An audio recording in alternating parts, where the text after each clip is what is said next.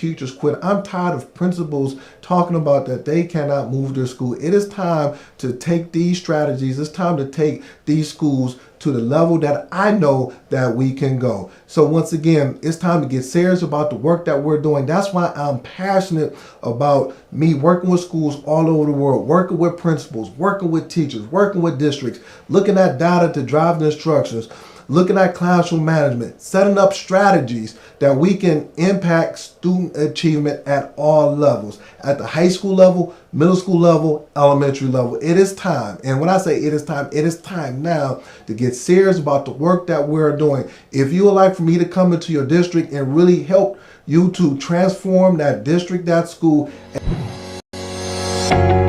So I believe that, if everybody say it can't get done, I'm like, yes it can, why not?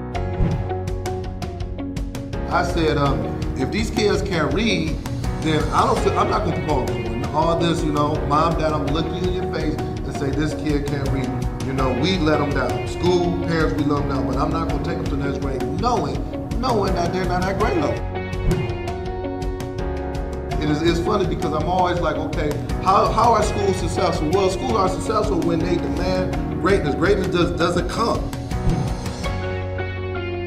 We're about to make history. We're about to learn. We're about to grow. We're about to make history. And then, mark my words, it's going to be other school districts, other places around it that's going to be doing this thing. We're going to be the first model. And I'm speaking that into existence, okay?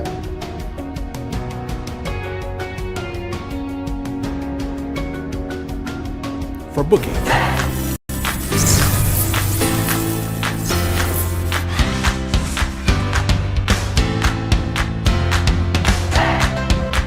if you can really take the map and drive the instructor inside the classroom and link it to the M step, then everything will move. You see it? Ladies, third grade teachers, could you tell me, how do you think this professional development was for you today? Eating. It was productive. It was exciting.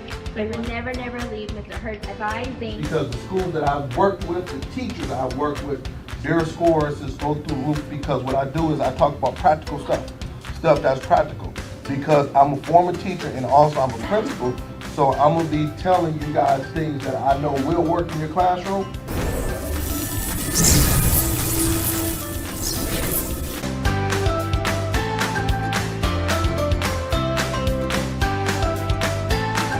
for booking, please visit shurtschoolturnaroundspecialist.com.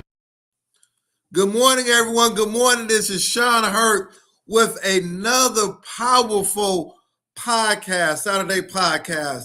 And this morning, we're going to discuss 4 strategies for setting up rigorous expectations with students. The strategies that you need to set up so you can raise up those high-level classroom instructions for your students. But before we get started with that, give me 2 minutes as I get all of my Facebook, LinkedIn, YouTube, you name it, all the social media platforms on this morning. So once again, go ahead and hit that share button. Let me know where you're coming from. We call ourselves the Fantastic Four. It's myself at 10 o'clock. We have Creative Educator at 10:30, Principal Kafele at 11. On Saturday, we have Josh Tarver. So I'm excited regarding this episode. We're going to take schools and districts to the next level. So come on in. You said last week is going to bring a friend. Let's bring a friend. Give me 2 minutes as I get all of my LinkedIn and people in. And the weather today is good. It's really, really nice outside on today. I'm so happy. The weather looks good outside. It looks like it's about in a high, let's say I say in the high 40s, and that's good for this time in the Michigan. So I'm excited regarding that.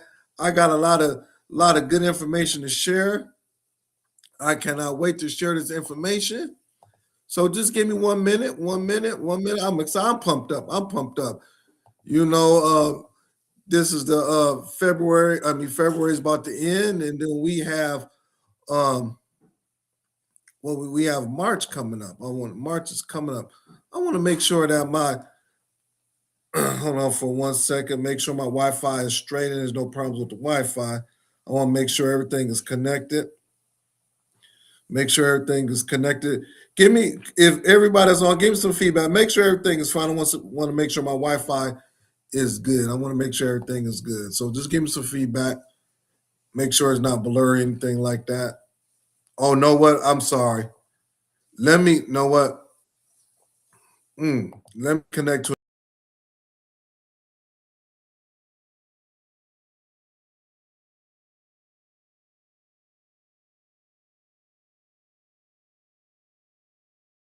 about that. If the connection should be so much better, I switch connections. All right, let me go ahead and get a couple more folks, and we'll go ahead and do the roll call. Do the roll call. See who's with me on this morning. We're gonna see who's with me on this morning. Do the roll call that I always love to do. I'm excited. I'm so excited. All right, let's see if we can do one more, and we should be good. All right, let's go. Let's go. Let's go. Let's go. Let's see. Let's see who's in that chat. You go ahead and hit that share button. Let's see who's in that chat with me. That's rocking with Brother Sean Hurt this morning. That's saying Hurt. I'm with you this morning. I'm rocking with you. We're gonna get some of this good quality information that you love to share. So let's go. Let's go. Let's go. We have Brother David Bell in the house. Good morning to you from Benton Harbor, Michigan. Good morning to you. We got Rashard Davis in the house from Vegas. Thank you for waking up early this morning to be with me. Who else we got? We got Gregory Dawson, Brother Greg Dawson. Good morning good morning to you. Much love. Thanks for all of the love. I got my good friend, Mr. Anthony Green. He said, love your message last week. Parenting is where it's at. Last week I talked about parenting. It was a very powerful message. Mr. Green, could you do me a favor? Could you put your promo in the chat? I think some people would love to see what you're doing on today for your videography. I know you're doing half off. So make sure you put that in the chat so people could see what you're doing on today. He's doing some good work. Make sure you look him up. You will be very pleased by the work he's doing. We have Dr. Jeter in the house from Illinois. Good morning to you, neighbor. Good morning to you. It's good to see you. We got T. Lawson in the house from Mobile, Alabama. Miss Lawson, I'm gonna be in Alabama in a couple more weeks. I'm gonna be in Alabama in a couple more weeks. Yep, I sure will. Yep. So I would love to connect with you. I'll be down there. We have Lakina Rowland from New Jersey in the house. Good morning to you. Good morning to you. Good morning to you. Good morning to you. We got Elwin Garcia. Good morning to you, fam. Dr. Principal Elwin Garcia in the house. Good morning to you. We got Lisa Russell in the house. She said much better. Yep, I had to just switch my connection, so it's much better. Good morning to you. We got Dorinda Bikes in the house. Good morning to you. We got Coach Central in the house from Central Texas. From Texas. I know it's nice and warm in Texas. I got Jasmine Harris in the house from Cali. We got a couple more. We got Leslie Lyles in the house from Cincinnati. And I'm going to stop with we got Kim here, Rose in the house, Dr. Roz in the house. Good morning to you. Good morning to you. And then, of course, we got Dr. Houston. I can stop Dr. Houston there, but I got to use my time to get Dr. Houston. And we got September Vansdales. Good morning to you. So I'm excited. Another powerful podcast. You still got time to hit that share button. And I'm going to talk about strategies for setting up rigorous expectations with students at your school. As a principal, teacher, we got to set that up. But you know what I like to do? And I need everybody to join in. What is keeping you up at night as an educator, as an individual? What is keeping you up at night? You don't have to work in the school to do this. But what is keeping you up at night? You're seeing things on the news. You have kids or grandkids that's in school. You're talking. What is keeping you up at night? I'm going to start it off. What is keeping me up at night is this. What's keeping me up at night is this. April is state testing. We have 4 more weeks before the state test. That's every school in the United States will be starting up in April, in May. Are you ready? Are you ready? So that's what's keeping me up at night. Are we getting ready for the state test? Put it in the chat. What is keeping you up at night as an educator? Before I get into what's happening in education, I want to share this out. And I got this morning. I saw it on my wife's dresser, and when I saw it this morning, I said, "Let me read it because it's going to bless somebody. It's going to bless somebody because I believe that." Let me just read it because I want to bless somebody. The title of this is called "Go Be Great." I'm gonna say this again. Go be great. I'm gonna say it a third time because someone got to hear it. Go be great. Be strong and courageous. Do not be afraid. Do not be discouraged, for the Lord will be with you wherever you go. Joshua 1 and 9. I'm gonna read it again. Go be great. Wow, heard that you saying something. Go be great. Nothing is stopping you from being great. Nothing. State test is coming up. You're trying to go to the next level with your school. Whatever you're trying to do, go be great. Don't be good. Don't be average. Don't be below average. Become great. You can become great wherever you're at. Be strong and courageous. Do not be afraid. Do not be afraid. Do not be discouraged. There's going to be people telling you you can't accomplish this. Your school will never get the scores. You're going to be X, Y, and Z. It never has happened at this particular school for 50 years. Whatever it is, do not be discouraged, for the Lord will be with you wherever you go. Michigan, Texas, California, Alabama, Vegas, Ben Harbor, Michigan. He's going to be with you. Joshua 1 and 9. So I just want to just read that to somebody out there. It does not just relate to education. It's whatever you're doing.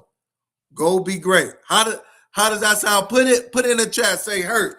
That spoke to me. I'm gonna take it and I'm gonna go run with it. How does that sound? Put it in the chat for me. Put it in the chat. I got Brother Otis Kitchen, the second. Go be great. Amen. Let's go. Yes, Brother Kitchen. Yes, Brother Kitchen. Thank you very much. Go be great. Go be great. Man, what's stopping us from being great? So I just want to say that I'm getting all these amens. Okay, yes, thank you. What's happening in education? Let me give some feedback on what's happening in education. And I'm going to go ahead and get started. 31AA. 31AA, that's title funds, and they have set aside $321 million in 31AA for school safety. So if you have not tapped into that as a principal, coach, assistant superintendent, please go to your finance person and say, have we tapped into our 31 AA monies for school safety? They have set aside, the government has set aside $321 million for this school year for school safety.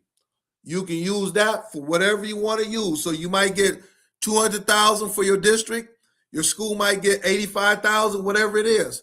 But that's going to allow you to be able to put infrastructure in your school, in your district for school safety. $321 million go to your 31 AA. Does that sound good? So I'm giving you information. You might not have heard about it.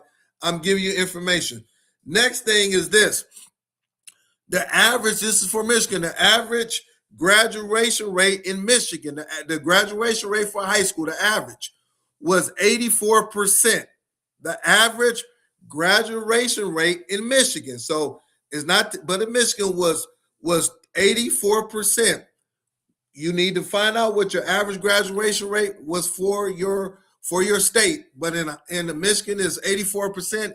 It went up, I think, 2% from the previous year. I just want to give out information. 84%. And the last thing is that the first week of April, say the first week in April, SAT, they will be rolling out the SAT for all 11th graders all over the world. 11th graders will be taking the SAT. Now, let me give you some information regarding the SAT.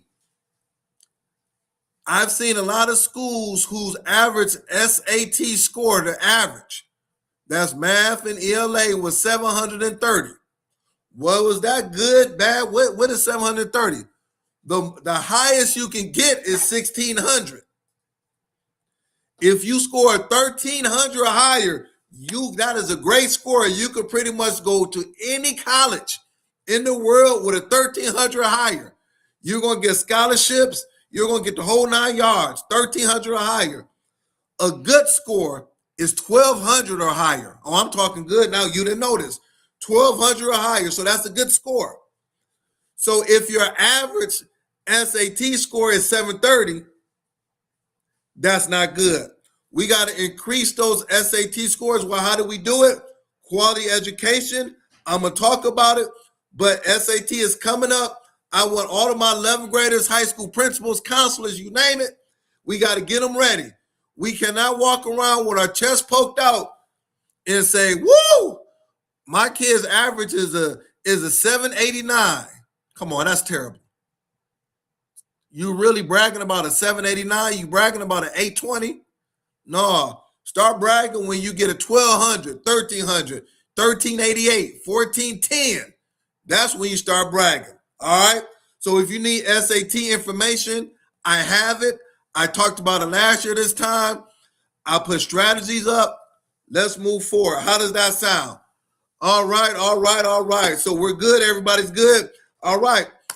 So go ahead. Thank you, Dr. Houston. She said, great information. I'm here to share. I'm here to share.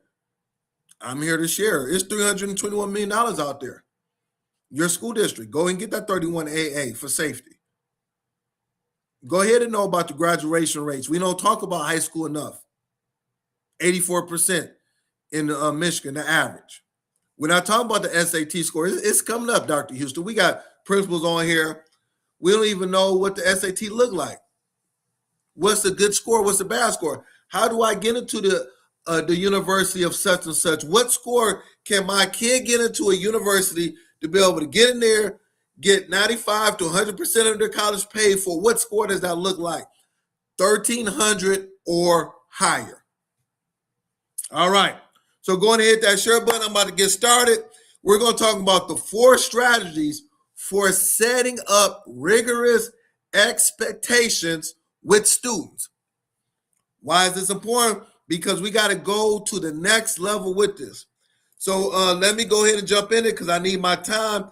The first one is a clear, concrete expectations students can see. Clear, concrete expectations that students can see. Rigor starts with precision. Students need to know exactly what high level work or strong behavior looks like. Students need to know and see what high level work or strong behavior looks like. The first one, clear, concrete expectations students can see. We call it model. Why are our students not reaching the expectations? Because they do not see anything. We have not modeled it.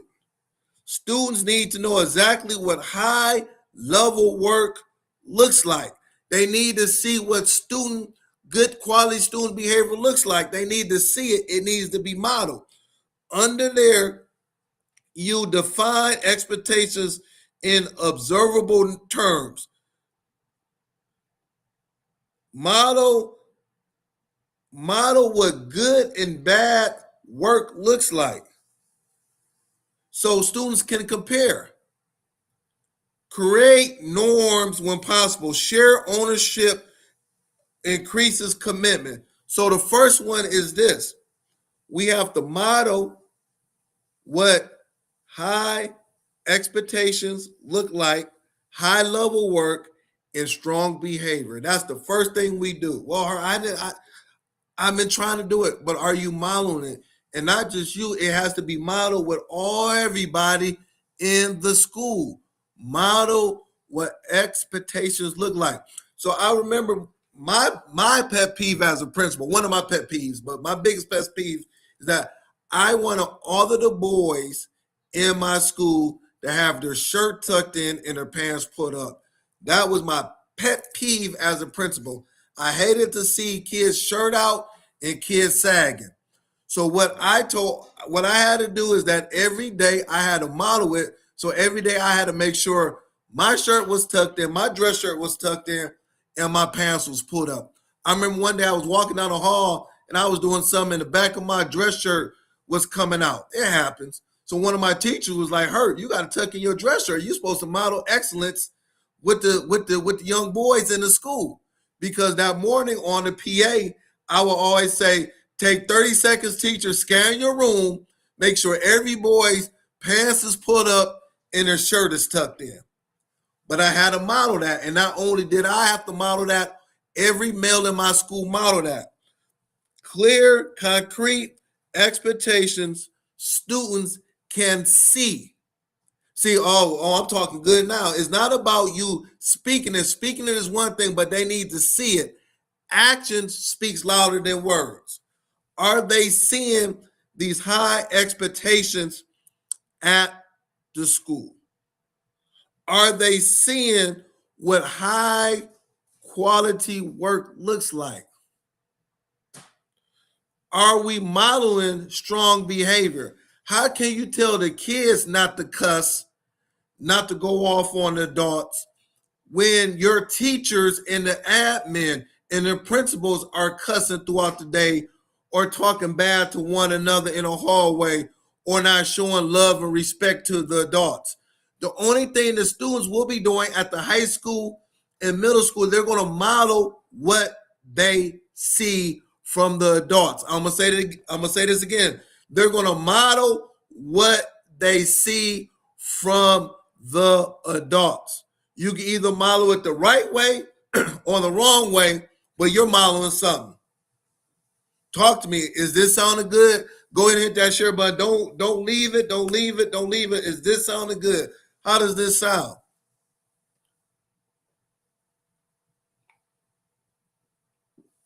Woo. Miss Annette said, "I'm loving this already." Yes.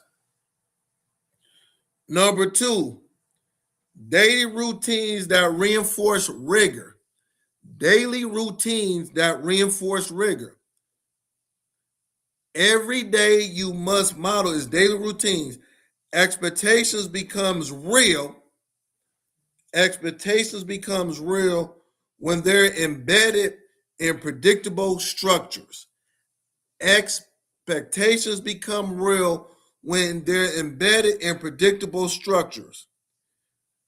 Let's just break it down. I gotta break it down. What is the entry routines for your classroom teachers or for your school?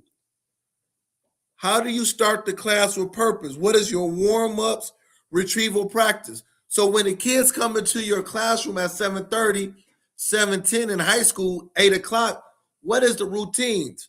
Daily routines that reinforce rigor. We have to be consistent with what we're doing. It can't be, all right, we're going to be consistent for 3 weeks and we'll drop off. It has to be consistency from day 1 all the way into day 185. It has to be consistent routines that reinforce rigor. Once again, the reason why it's like a roller coaster in your school is because you don't have the consistent routines. Every other day or every other week, things are changing. Kids need consistency. What are the routines? What are the discussion protocols in your class or at your school that requires academic language and evidence? I'm going to say this again. That requires academic language and evidence. Discussion protocols. What are the academic language? If you're not using academic language as the adults, how are the kids going to get it? I was having a discussion with an educator a couple of days ago. They said, "Hurt, how can the kids get this chemistry or the kids are doing bad in chemistry because they don't know the academic language? They're reading at a lower grade level. 10th grade teacher teaches chemistry. She has a lot of kids coming into the classroom at a 6th and 7th grade reading level. Okay, we get that. All right, that's all over the world. So we get that. But also with that, teacher, admin, coaches, what are you doing with the academic language to get these kids to that next level? What are we doing? What evidence are we showing in the classroom? The daily routines that reinforce rigor. The other part with that is revision cycles. See, I'm talking education. I'm not giving you some that I read in the book. This is stuff that I know, that I use, that I preach all of the time. Revision cycles. Well, what is that? That normalizes improvement rather than one and done work. Revision cycles. That normalizes improvement rather than one and done work. Dr. Houston was talking about it last week. There's some kids that will always be proficient, but what about the kids that's getting better? Are we happy? Are we allowing them to be recognized in the school for the work that they're doing?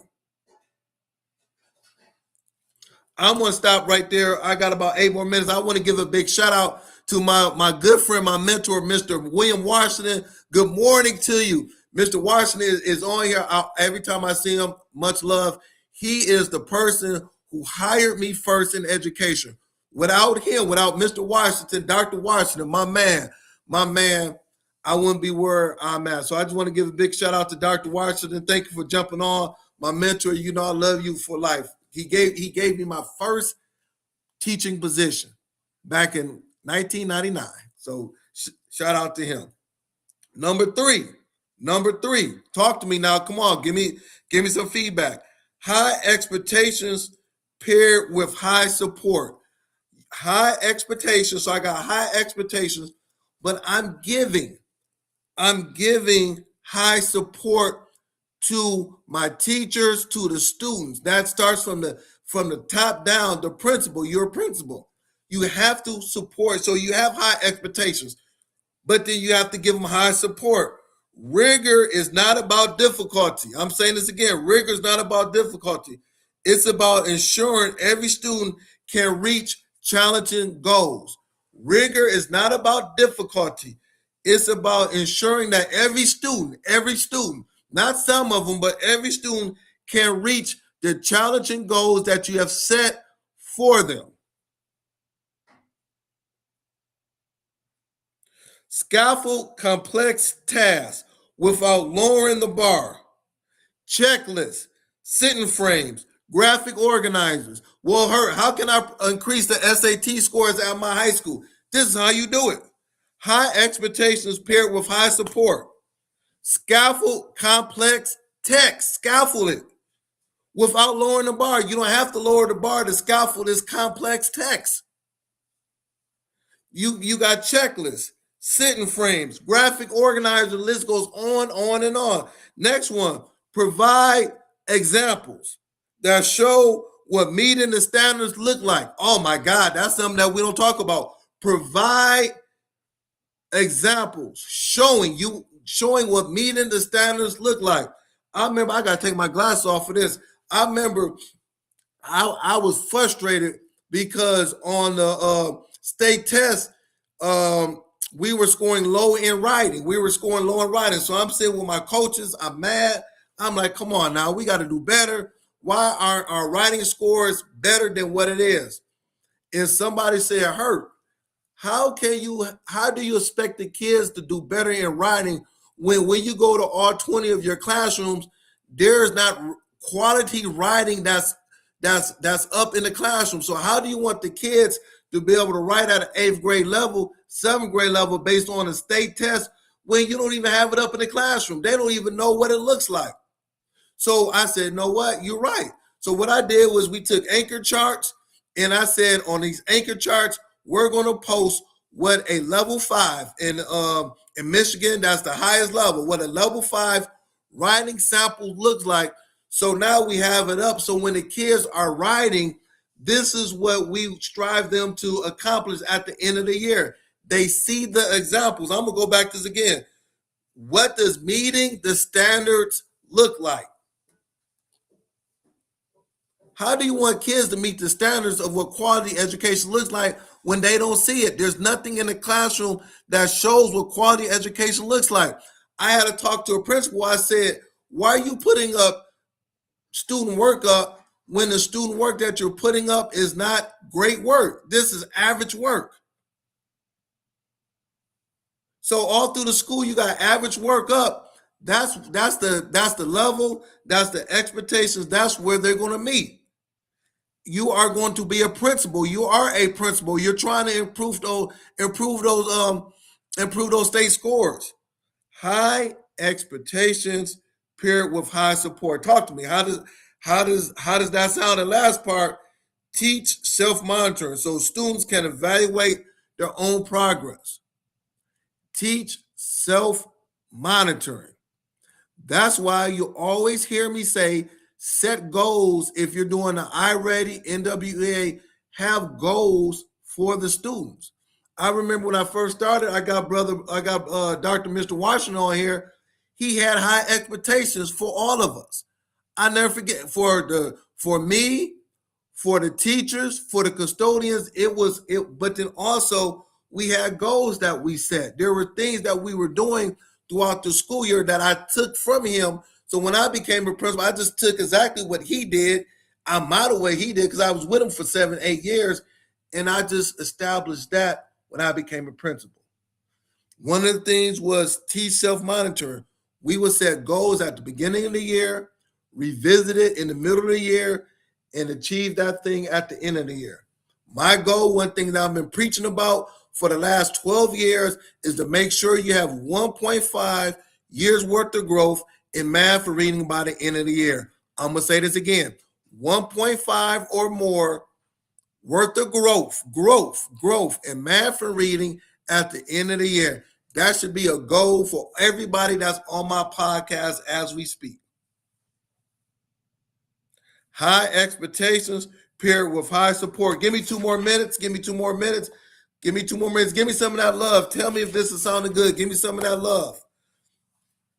Last one, number four, consistent accountability with positive reinforcement. Consistent accountability. I'm going to hold you accountable, Mr. and Mrs. Smith. I'm going to hold you accountable, Mr. Brown. I'm going to hold you accountable, Ms. Freeman.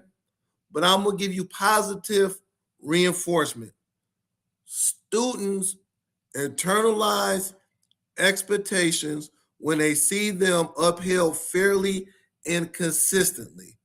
Students internalize expectations when they see them upheld fairly and consistent. Oh, man. Under there is called specific praise. When students meet or exceed expectations. Follow me, everybody. Please follow me. You